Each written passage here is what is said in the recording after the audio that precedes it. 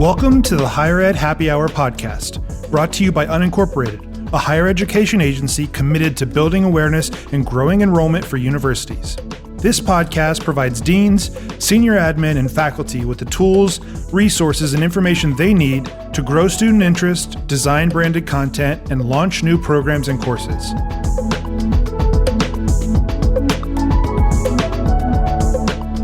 In this episode, we take a look at the most effective ways to help your child attend their dream college with a full or partial scholarship, regardless of their grades or your household income.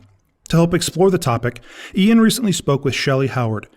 Shelle is the CEO of College Ready and a consultant to hundreds of college-bound students around the world. Hello, and welcome to another episode of the Higher Ed Happy Hour. This is Ian from Unincorporated, and as the intro mentioned, I'm here with Shellee Howard, who is the CEO of College Ready. Today, we'll be discussing how to help parents find the most effective way to help their child into their dream college, possibly with a full or partial scholarship, regardless of what their grades are or what the household income is. This really seems like something too good to be true, so I'm excited to hear from Shellee on her ways to deliver on this, and also to see how these strategies and guidance might help colleges and universities find that right fit student for their programs. Shellee, welcome to the show. Thank you so much for having me. It's great to be here. It's wonderful to have you here because obviously getting into college without breaking the bank, that's top of everyone's mind. And we're going to try to relate this back to senior administration, deans, provosts, to make sure that they get value out of this conversation as well. But to start, let's just, if you could, tell our audience just a little bit about your mission to help 1 million families understand how to simplify college. Absolutely. So I think it first has to be said why I'm on a mission. It all started when my oldest, I am a mother of 4, and he came home from middle school and said, "Mom, I know exactly what I want to be and where I want to go." And I was like, "Oh my goodness, please share," because I changed my major 5 times. Like, it was kind of crazy. And I was the first to go to college. So my why was I was a mom with a student who wanted to go to a top tier school and be a brain surgeon. This was so far out of my wheelhouse as a parent and a child. We had no idea where to turn. We didn't feel like we knew what to even say to colleges or what questions to ask that didn't seem silly. And when I went to his local high school counselor, she said, "Why would you waste your time or money doing that? Doctors don't make money anymore." So we weren't getting a lot of support from his high school either. So my mission of helping 1 million families not only get into the best match college, but to do it without debt is because I watched my oldest do it. And this was we started the process in 2008. So we're going through our 13th application season at College Ready. And I have to say, as much time has passed, not so much has changed. My students who come into our program are still feeling overwhelmed and under-supported. So my mission is to help them simplify the process to find the best match university or college, understanding the return on investment.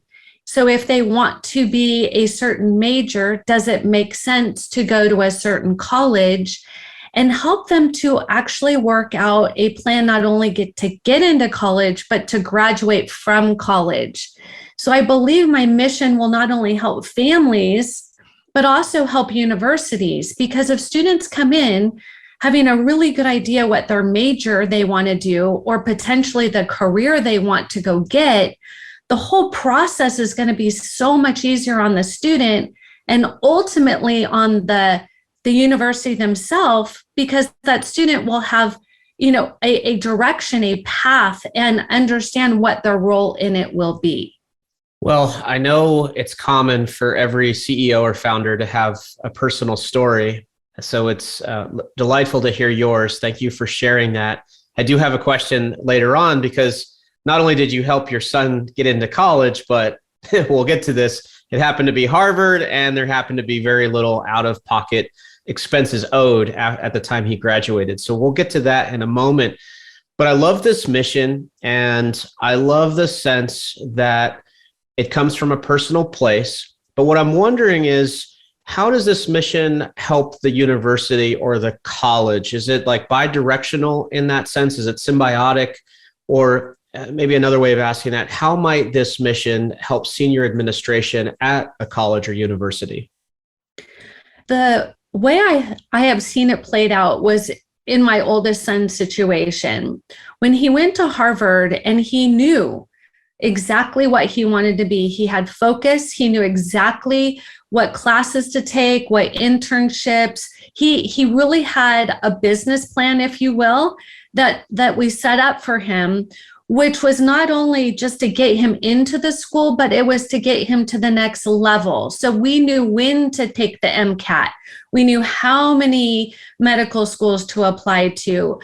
This, how it helps colleges, I believe, is it takes the capacity off of them, because their college counselors are so maxed out with all of these students with no direction or uncertainty, or changing their major thousands of times, or dropping out, or the mental instability of these kids who are so overwhelmed or so out of place. It gives them a really easy student to work with. My son basically just had his counselor say, okay, take this class and do this and this, and you're good to go, versus having to spend hours. You know, I have a lot of students who come, or families who come to college ready after they messed up their first child. And I've seen what happens when they don't have direction, when they don't know their major, when they don't have a career trajectory. It's they start doing this floating thing, and then they keep changing their major, and then they graduate with a major that doesn't have a job. So when they graduate, they have this very fluffy idea of what life is going to be like, and then they end up back on their parents' couch. And ultimately people say, well, it's a waste to spend that money on college. I'm here to tell listeners, it's not a waste, but it has to be done like a business plan, or you would never just go buy a home and then figure out how you're going to pay for it. But yet people they leave their 17-year-old the opportunity to go figure out this whole college admissions thing when they don't have a concept how much $300,000 in debt is going to be, because they don't have an exit strategy. So how I think it's going to help the universities is it's going to make successful students who feel that they got a solid return on their investment, because they got in, they got out in 4 years, they are now a productive citizen, and they can pay for any student loans they may have had to go and get. But most students, unfortunately, are picking a school by their football team or their basketball team, or, you know, where it's located. And it's not a very thought out strategy. And they're counting on the university to do all the heavy lifting to get them not only educated, but help to get them out and into a career. I'm doing all that work prior to them applying to the university, which means they have a plan, a strategy, and now the university just has to support getting them through. Right. So what I heard there was, this is a way to decrease the burden on your staff and administration, that programs such as College Ready, this can actually help improve placements within the programs in a more thoughtful and meaningful way. Decrease maybe the amount of time someone is changing a major, as you mentioned. And it can give them a sense of direction, which ultimately can lead to probably better job placement post-graduation. So it really helps think across the board. Have you had universities or colleges reach out to you and say, hey, will you kind of help our admissions team with this process? Or is a business model really not accommodating kind of work for university as well as work for families at this point? I would love the opportunity. So if you have a listener who would be interested in, working, partnering, supporting, whatever I can do, it can help them. I've seen it time and time again. The students that go through the College Ready program are so much better prepared for life, not just for college. We're helping them to do passion with a purpose. So as part of our program, each student commits to doing 200 service hours before they leave for college. Just think, if every student coming to your college did 200 service hours or more, what your students would do once they got there, what the world would be like when they graduated from there. And so partnership would be a true blessing for not only the universities, not only our students, and I would love to help them see both sides of how this is playing out, because I'm truly the middle person in the strategy. What is the student's pain points? Why is this so difficult for them? And what makes them most successful, while helping the university saying, with just a little pre-planning and strategizing on the student's part, coming into the program, they'll have all of their prereqs done. They'll have everything necessary to be a productive student who's mature enough to, not suffer their freshman year grades, because they're already looking at, I have to do well all 4 years to get to where I want to go. Most students, honestly, are being thrown into the university sink or swim. It's like taking a baby, throwing them in a pool and hopefully they come up for air. And they're freaking out once they get there. And that's how I end up with their younger siblings, because families see that wasn't a good strategy, and I don't want to do that to my other children. Yeah. Lesson learned on the first, and then they come back for the second and third.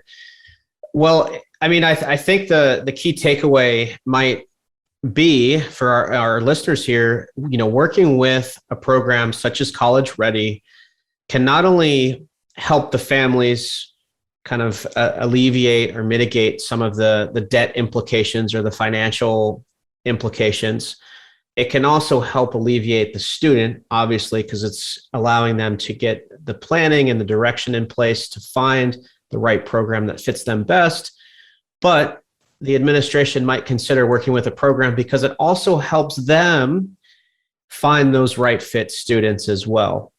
So maybe instead of this kind of catch-all recruitment process, maybe part of the augmented recruitment process could be working with a college readiness program such as yours.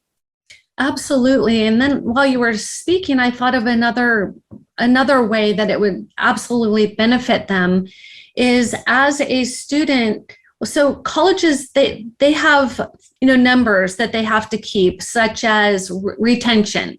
So when we're evaluating a school, we're looking at retention. So from a college's perspective, if they have a student ready to enter, ready to be productive, their retention rate is going to go through the roof, which statistically is going to make them a more valuable school for my students. So I think that's another huge win. When a student drops out, that's not a great reflection on a university. Where our students, they're not all over the place because we've already done the hard lifting. When they get there, it's like, how do I make this most successful and then graduate and be one of those success stories? Yep. Excellent. Speaking of success and like key measurements that we're looking at, one year you touted that your students had earned over $10 million in scholarships. How did you help make that happen? So it's an interesting story. When my son was going through this, he was my firstborn, so I did make some mistakes. I had him do 33 private scholarships applications because I'm thinking, like most people, let's just get scholarships.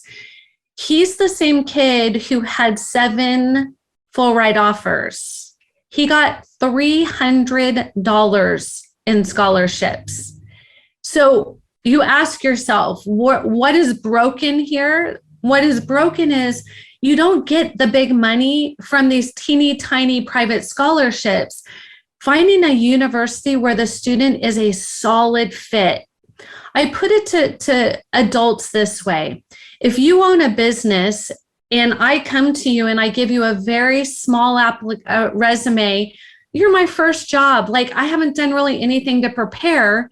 Are you going to pay me well? Oh, no. If I come with a brilliant resume that's deep and thoughtful and wow, are you not going to give me a very nice salary? Helping families understand this idea that college is a business and they're looking for the best and the brightest, and they do have endowments for those students. There's a great thing that happens in that world. So making that match of the student and the university, I help both people. I help the student find the best fit, and I help the university find the best student. Guess what happens? Money happens. Yeah, everybody's super happy. Okay. Yeah, Right. That's what happens. And that's I hate to simplify it to that point, but that's what people can wrap their mind around. Is it comes down to, if you are not qualified for a school and you apply and you get in, you should be thankful you just got in. But if you're overqualified and that school is like, yes, we want the next Nobel Peace Prize winner, they're going to be a lot more generous with their funds that they have to offer. So that's brilliant. I think the aha moment for me there was, you're essentially making high school kids overqualified for their school or program of choice. And by increasing their value at an accelerated rate compared to other high school students or prospective students for college, you're actually creating a little bit of a, I wouldn't say a bidding war necessarily, but you're incentivizing the program administrator who might be having their eye on, okay, who is the best fit? And look at this student. This student's actually overqualified. Yeah, you're a quick study. Absolutely. And it works for both sides. I'm bringing the university the best students, and the university is incentivizing them. It's the same when you go get a job, right? I mean, it's just cause and effect. You bring the best. I always say to my kids, what do good girls get? Good things. I mean, it's such a simple foundation. It shouldn't be a shock. But what students have a hard time understanding is, what is the right fit school for them and where is the money? So what we do is, we had 61 seniors in 2021 who earned over 10.7 million in scholarships. Those are the straight numbers.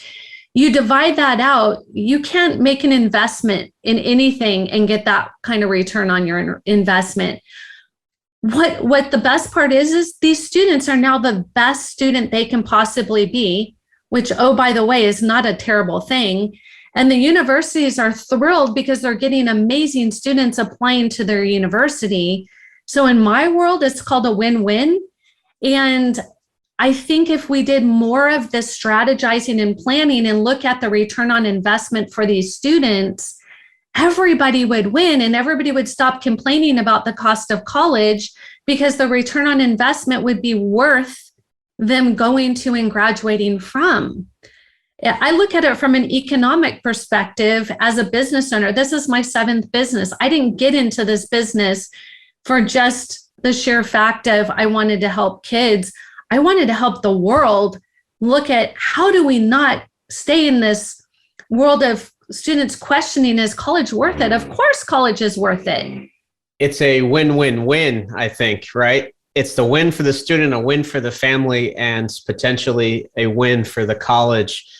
I've seen that pretty clearly. That's really nice to look at it, I think, by the numbers. But have you also seen it kind of on the qualitative side? Do the students in general and the families, do they feel that the quality of the education also improves, or the way that the student is developing before they enter college, that formative process that they're going through is also like kind of increasing or enhancing their quality of the search or their quality of that process? 100%. And to me, that is the most important piece, is preparing these young people for life. And if we do it while they're maturing, not in a way of hammering them, you got to go to this, but nurturing through, what are you passionate about? What comes naturally? What is your gift and talent? What are your core values? I mean, how can that hurt a student as they move forward into life? It's really giving them the gift of figuring out who they are and why it matters, and then trying to connect them and put the puzzle pieces together to get them to where they want to go. And ultimately, it's a huge win for the student and the family, because now the student is not only going to graduate from high school, then college, but they're going to have a career that they like and that can provide for them at the level the student wants. And we talk to students, nobody's having those hard conversations. How much will it cost when you move out?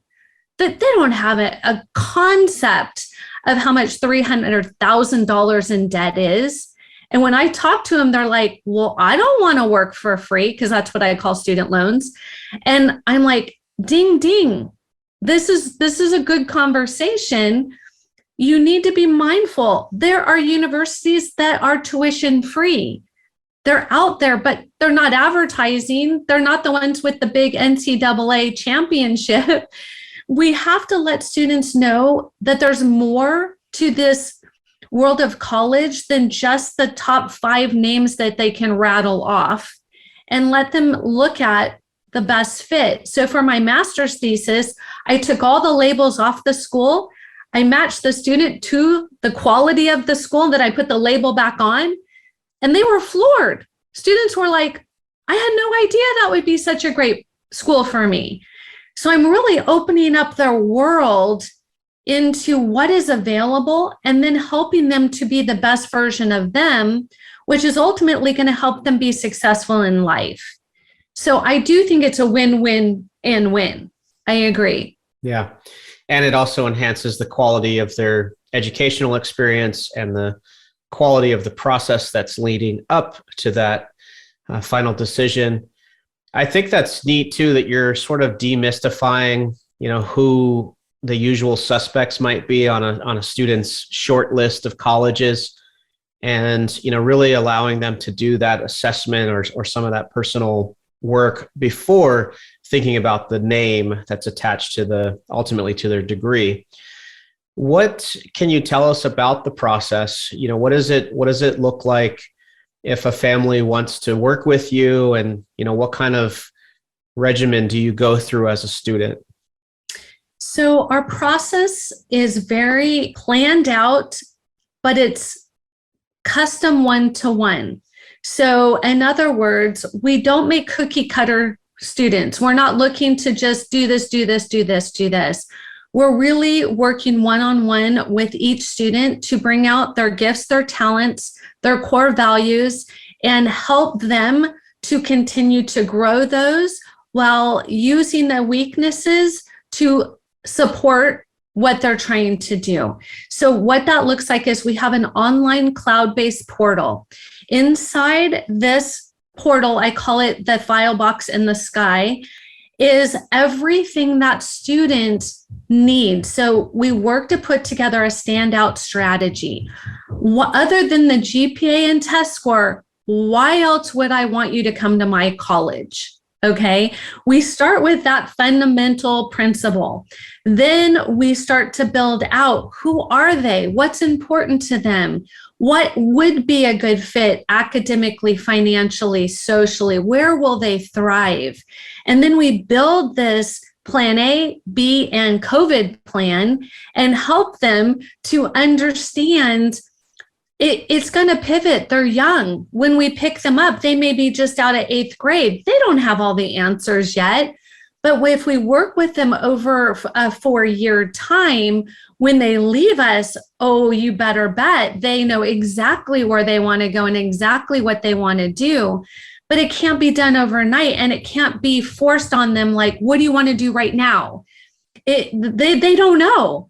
So we help them to get internships and research projects and build passion with purpose projects where they lead others to create change.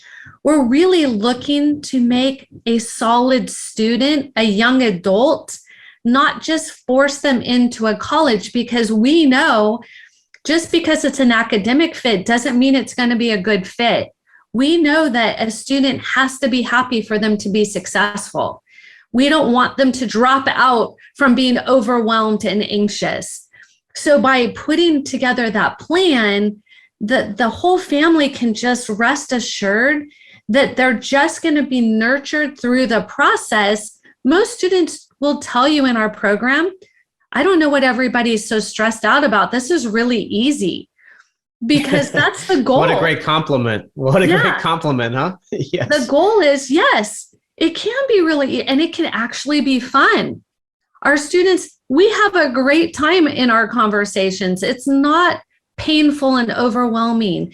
It's all about, what do you like to do? What are you good at? What's important to you? What do you want to see changed in the world?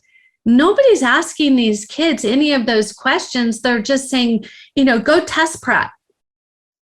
Nobody's telling them why they need to test prep, how that's going to help them to be a better test taker in the future. They're just saying, just go do it. And I'm saying, whoa. If you can't tell me why I'm doing it, I don't think we should be doing it.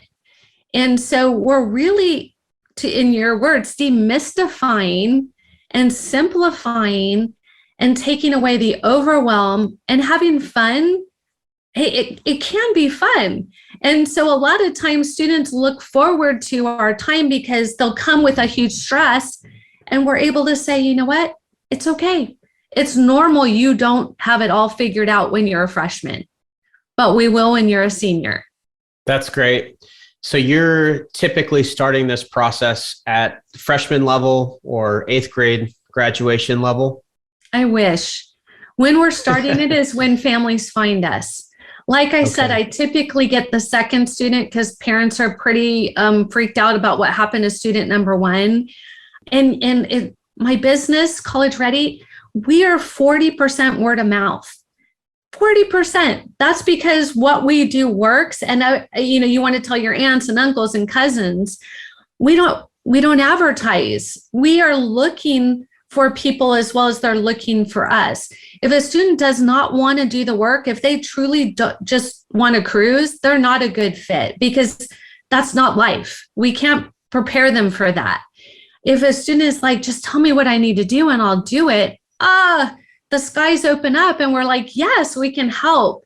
So we are, helping students, but I have seniors who call me every year and they're like, Shelley, I thought I had it, but I don't, and I need help, and so I won't say, no, I can't help you, but they better be mature enough to receive the fire hose of information, because it still has to come quick. These students, you can't pick a good academic, social, and financial fit if you have only 3 meetings with a student. It takes time to really help them to be the best version of them. And that's why I made our process and procedure flexible enough to start early or to start anywhere through the process. A lot of people will say, I know I'm early, and I'm like, great, what year? And they're like, oh, end of the junior year. And I'm like, what are you early for? So yeah, it's all relative. Mm-hmm. We still help them. We still nurture them. We still can give them, but we have to do it quickly. We have to do rapid fire versus a nice, easy conversation. Yep. So in a perfect world, you would start much earlier. It seems like you're part matchmaker, part counselor, part coach, part advisor, part mentor, maybe part therapist. Not sure. We're not going to go into that aspect of it, but I'm sure it's a very personal process as well. So we alluded to the fact that your son went to Harvard for 4 years and then emerged debt-free. Is this the same process that he went through? Absolutely. And it is how, I call it proof of concept. I never meant for this to be my career. I just meant for my son to get into a top tier school. So to be clear, College Ready was not a thing back then. I couldn't find anybody to help us. So what every crazy mom would do, no, I truly I put together a business plan as if he was an entrepreneur. And I'm like, this is what you need to do. This is how you're going to market yourself. this is how we're going to put the application together. But he had to do the work. I do not take credit for any of that. He worked really hard. He had the GPA, he had the test scores, he had the leadership, he had community service, he had extracurriculars, his letters of recommendation, his essays were phenomenal. So I don't want to make this sound like anybody can do it by doing nothing. Anybody can do it with a plan and the desire. I can't give desire to any student. What we figured out is I was a single mom at the time. And even if he got in, how would I pay for it? So I had to take the financial side a little bit stronger because I was terrified to let him get in. And then as mom say, I'm so sorry. Thank you for getting in, but I can't afford it. So we had to look at how we were going to help get him the opportunities and the desire.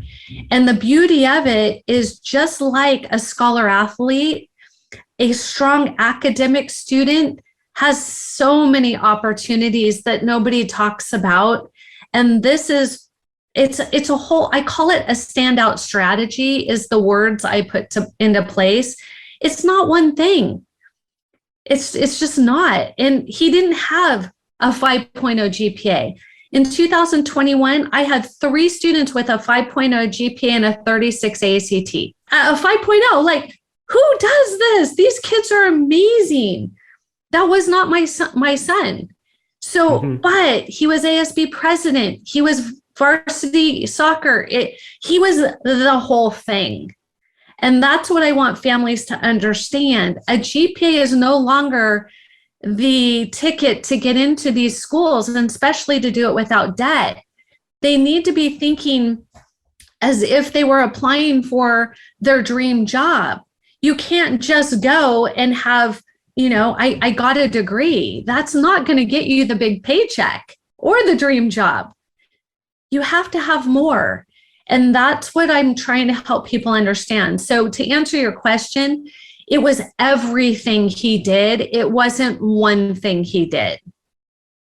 Yeah. And this, I think, goes back to how you described your process. It's very holistic. The plan includes a complete package, really, right? It's a complete package on how to become overqualified for college application. GPA, leadership, sports activities, financial planning, volunteerism.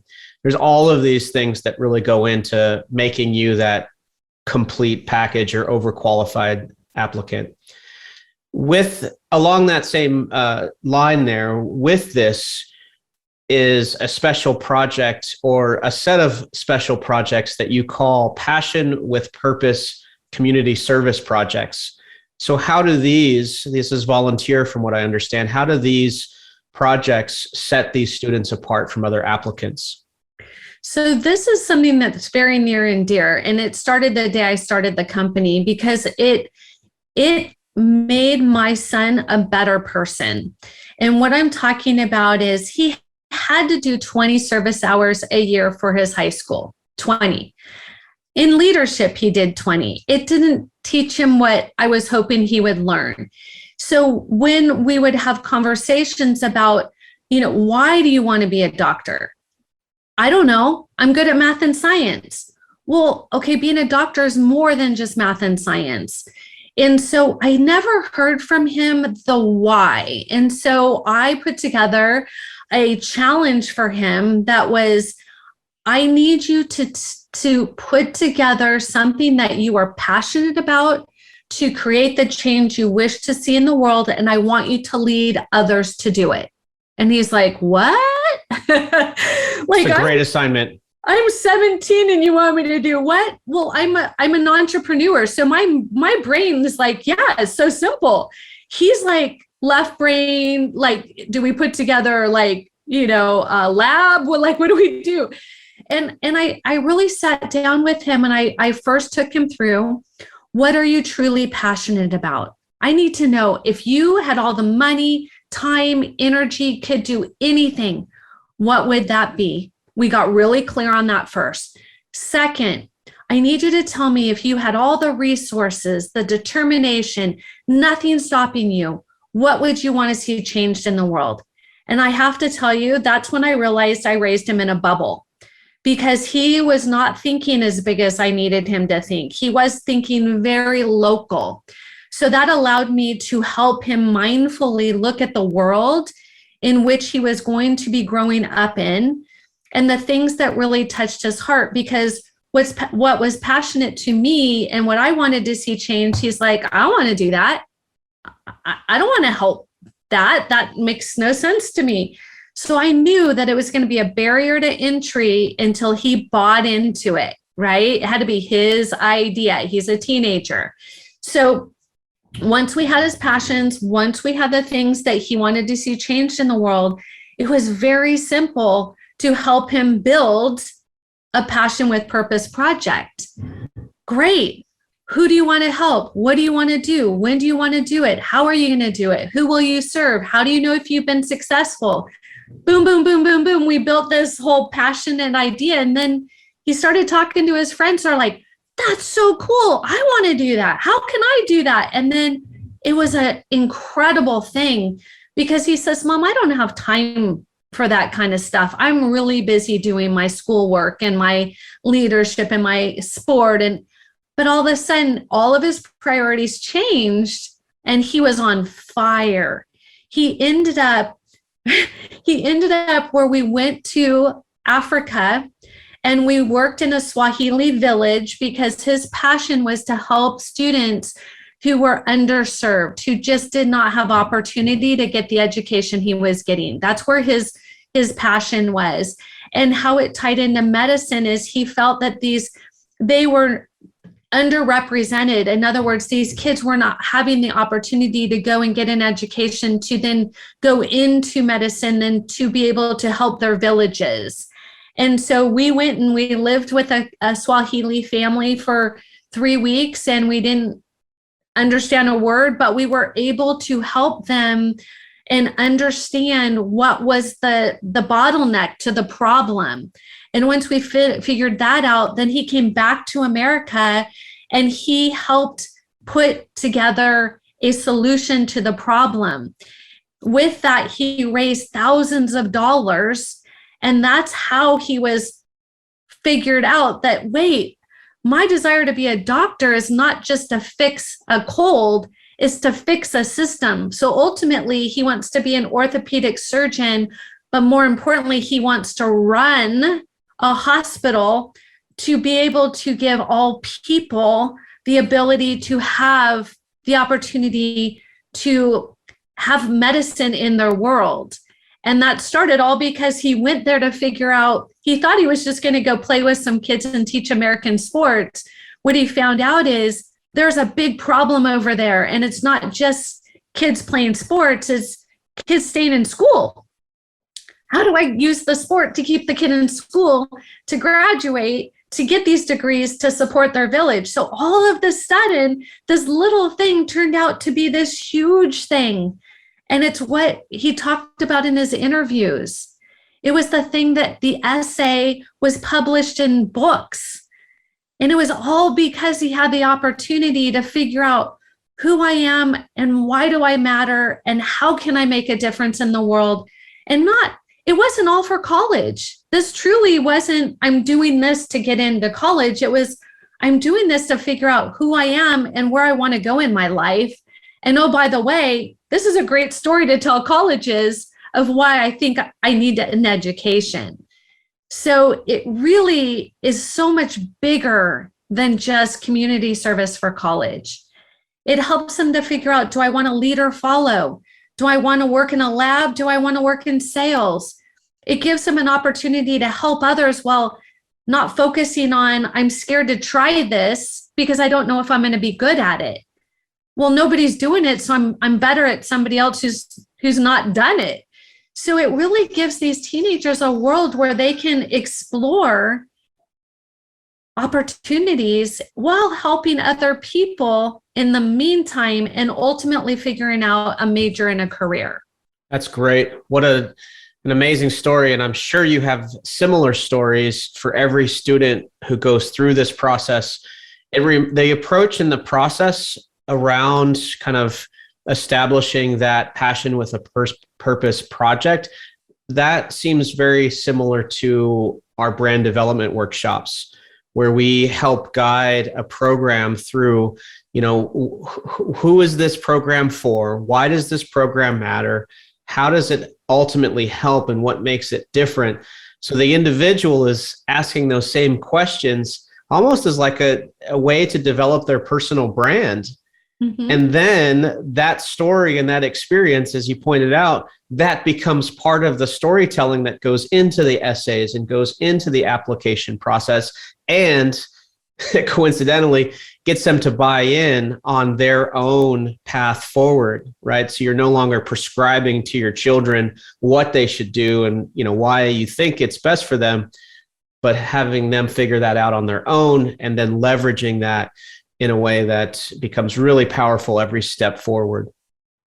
100%. You hit it right. That's exactly. We are building their brand, but that's the outcome, is they figure all this out. The whole idea is, if we're not doing it, who's going to do it? The high school's not going to do it.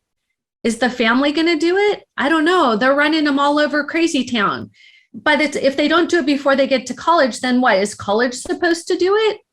Yeah. So everybody passes the buck, and I'm saying the buck's got to stop being passed around, and let's just hit it head on and help these kids. Yep.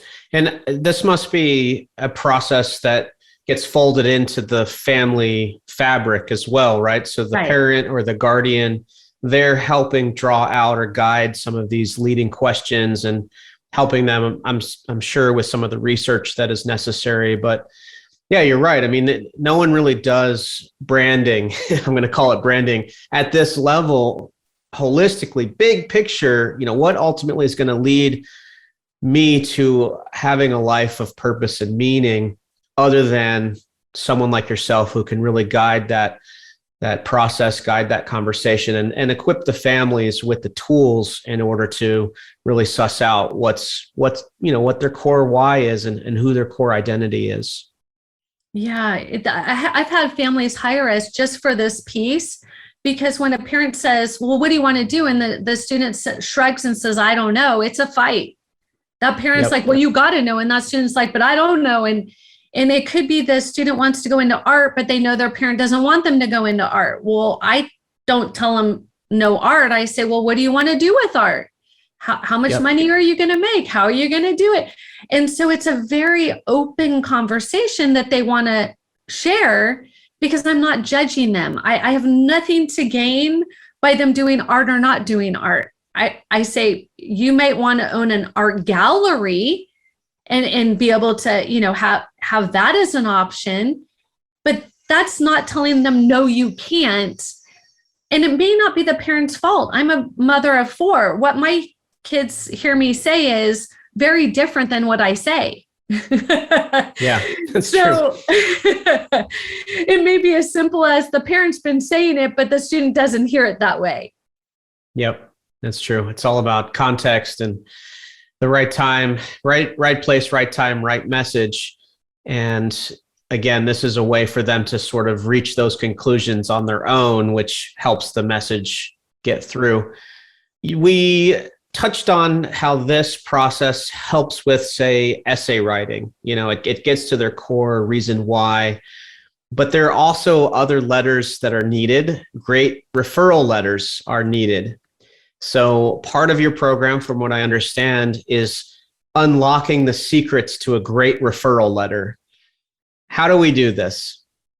So it ties right back in to the student knowing who they are, because our students build a awesome resume they give to letters of recommendation, because they may have a great AP Chem teacher who they connect with, they have lunch together, but maybe that AP Chem teacher doesn't know that they're also this, volunteer here, do that, captain here. And they can only write it from a myopic view, where if the student really comes to the request as, I know you know me in your chemistry class, but here, look what else I've done, is that letter not going to be that much better? You're giving them so much more to talk about which means it's just going to be a better written letter. And so we're helping students see that they're doing all of this wonderful stuff, but they're not used to selling themselves. They're like, yeah, I joined the National Honor Society. Well, what does that mean? Help me understand. How did you get there? What did you do to get there? Is it even important that you got there? What are you doing once you got there? So we help draw this out of the students so they can then speak to their people they're asking to write these letters, which is then going to give them a much more depth of this letter of recommendation for the student. So it is a strategy that is a win-win. Again, the more you can help somebody help you, that's what they want to do. Teachers don't get paid extra for writing letters of recommendation. Yeah, so I was just jotting down some notes on that, because what I heard within there is that this is a way not only to, mark the box on your application for these LORs, these letters of recommendations, but it's a way or an impetus for those students to facilitate a conversation with their teachers, and conversely, a way for those high school teachers to get to know the student a little bit more deeply. It also, what occurred to me, it also models the conversation, very similar conversation that they're going to have fourth year of their bachelor's program, right? Where they're talking to their professors, asking for letters of recommendation, maybe for postgraduate applications or possibly for careers. And I think that's also just great training, great college readiness training early on. Moving toward the kind of the wrap and the closing here of our conversation, I'm wondering how your business model and your approach to preparing these students, how it may have changed during COVID, or how just the digital kind of the online learning ecosystem, right, where we now have a lot of options presented across the board. How has it changed your business, or possibly your model of mentoring and coaching these students? So pre-COVID, we've been online doing one-to-ones like this for about 4.5 years. So COVID really did not change our go-to-market or helping families. We've been helping families all over the United States much longer than COVID. So that didn't change for us. What changed for the students was the online school. And talk about letters of recommendation. If you do not turn on your camera, students, if you're listening, there is no letter of recommendation. So for those of you who went camera off during that year, how could a teacher possibly get to know you or write you a letter of recommendation? So all of my students, we were camera on and we were making friends. So our letters of recommendation are going to be solid. The other thing is our students never used COVID as I can't. When I interview students for my program, I'll ask them, have you done this? No, I couldn't because of COVID. Have you done that? No, I couldn't because of COVID. And I'm like, I am so sorry to tell you, but my students did during COVID. We did community service from the safety of our home. I have over 150 things these kids can do to help their community from home safely. Our kids took lemons and made lemonade. We kept testing, we kept prepping, we kept doing all the things that colleges want to see. And so for all these kids who are just took it as a vacation are now going to be at a massive disadvantage because our students kept working hard and kept building their resume. And that's what I see as the biggest tragedy for these students who just decided I'm checking out. I'm going to, be a gamer. That unfortunately is not going to benefit them. And now I'm getting them as clients and I'm having to really figure out how I'm going to counterbalance what they didn't do and make sure that we can get caught up because there's still essays. People want to believe there's no tests, which is that's a whole nother podcast I could be on. But in all reality, there's essays. And if you didn't do anything, do you think that the essay reader is really tired of hearing I couldn't because of COVID? Do not write I couldn't because of COVID, please. they will just absolutely move it to the other pile. Because my students in my program, we did and we are doing a lot of really amazing stuff.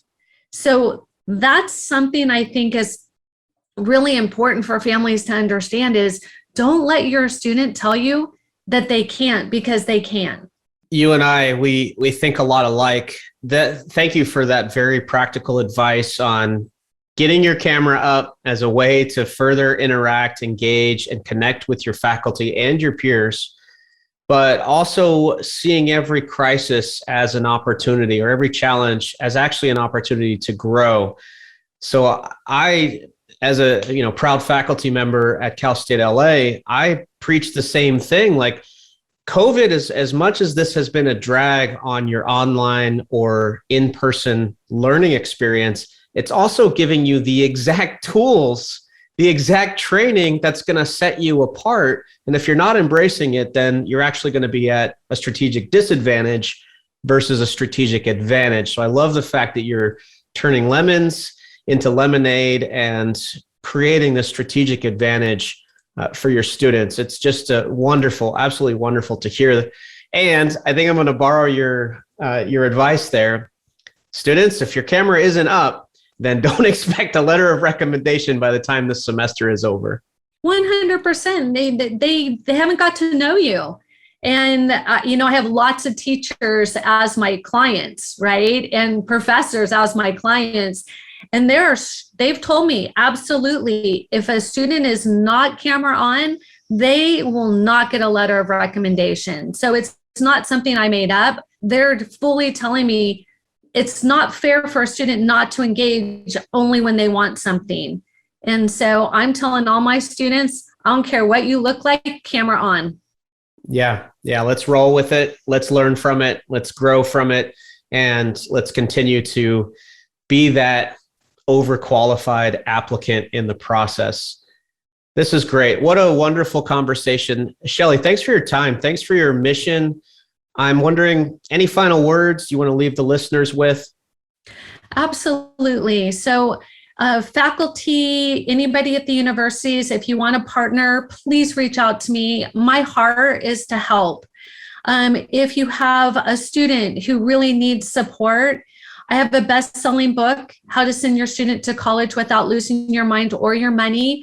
And I'm happy to gift that to your listeners if they just want to go to my website and put in where they heard it. My website is collegereadyplan.com. And it's important for me, if somebody just wants to get on a call, I'm happy to offer them a discovery call at no charge. I really want this to be in the hands of everybody who wants it.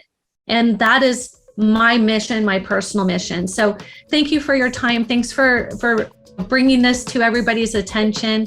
I appreciate the opportunity. My pleasure. Thanks for listening to the Higher Ed Happy Hour podcast. For more higher ed specific resources, or if you'd like to be a guest on the show, please visit unincorporated.com.